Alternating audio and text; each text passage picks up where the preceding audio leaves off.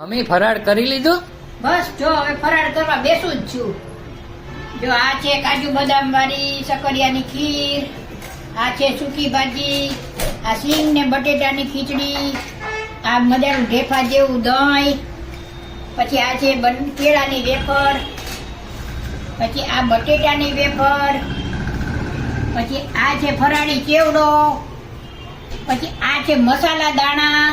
જો કેવા મસ્તીના મસાલા દાણા લાગે. અને આ દહીં તો તમે જોવો ઢેફા જેવું, બહુ મજા આવે એવું છે. બસ આટલું મારે જોઈ. તમારે કેટલું જોઈ મિત્રો કે જો મારે તો આટલું જોઈ. લ્યા હોય એટલે આટલું તો જોઈએ જ ને.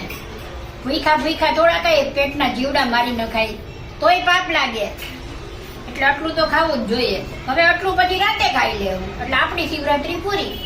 મારે તો આટલું જોઈ. સાચું ને મિત્રો?